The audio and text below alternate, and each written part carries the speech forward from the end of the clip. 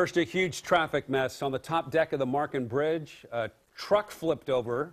Metal pipe landed on another car. Essentially, I-5 northbound in the heart of the city is shut down. It's 5 o'clock. Good evening. I'm Jeff Gianola. And I'm Kelly Day. Let's get right to the details of that.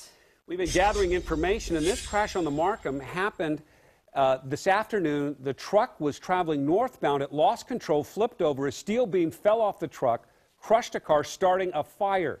The car's driver taken to the hospital but is not seriously hurt. The truck driver was not hurt at all. Now, this has I-5 northbound shut down, and it is causing a huge backup. Kohr Harlan is live near the scene right now. Kohr, what can you see from your location? Well, I'm standing right next to this beam you're just talking about, Jeff and Kelly. We're standing actually right here in the northbound lanes of Interstate 5. By most accounts, 150 feet long. 150 feet long worth of concrete and steel. It's a slab beam. It is about 100, I'm told by a person that was driving it here, it's 170,000 plus pounds, and it's sitting right now in the northbound lanes here on the top deck of the Fremont Bridge. Matt Rashley, the photographer there, is showing right now what I believe to be pictures of the car that beam crushed as it pulled over. That's what's to the car. There was somebody in that car. The driver on the truck here that was driving the beam got in there and pulled her out. She did receive some injuries, but we think she's going to be okay. But the sheer spectacle of what you're looking at right now is going to take quite a bit of time to clear out here. This beam is just lying right on its side here. We talked with one of the drivers of this a short time ago. Says they were coming over the bridge here at about 5 miles an hour, very, very slowly. And there's a back compartment of this, a driver that actually drives in the back of this beam here. He says he saw the beam coming over and braced for impact, and that's what's happened. I can tell you, not going to be out of the way here anytime soon. All lanes, top deck of the Fremont Bridge are closed.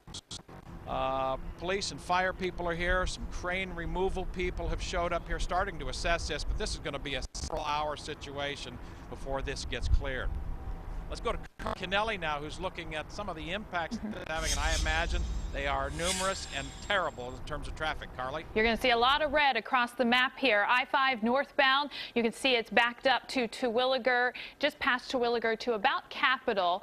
And then you've got I-405 southbound, very heavy as well, across to I-5 southbound, so that's causing a backup through North Portland. And then inbound on the Sunset, it already stretches back to Hillsborough, the delay that you'll find on Highway 26 eastbound. So take a look. I-5 northbound is closed right here on the top deck of the Marquam Bridge. Well, that's got a lot of heavy traffic here past Macadam back to Capitol. You can see the slowdown here at Terwilliger in the northbound lanes. Now take a look at I-405, which is like a parking lot out there, and you can see it's heavy approaching the Fremont Bridge on I-5 southbound. Traffic trying to merge onto I-405 southbound but not getting anywhere quickly. There's I-5 at Going, so the I-5 southbound commute slows right there. Now look at I-205. The plan B I've been telling you about is I-205 headed northbound, also 99E and Highway 43. The problem is I-205 northbound is already getting pretty heavy around the West Lynn area. Back to you. Okay, we want to reiterate once again that crash is on the Marquam Bridge right now. It is shut down. It is an unbelievable scene when we saw that huge concrete pole that fell off of a truck and literally smashed a car. It's one of those bridges, every time you drive over it, you almost think, what's the worst case scenario on this bridge? And that's one of them. Not a pole, a beam. Yeah, a giant beam. Weighs tons, and it brings up the question we'll be looking at tomorrow. What's the limit on a bridge like this? Right. How long can you haul things over that bridge? Should that beam have been driven over a bridge like that? Yeah.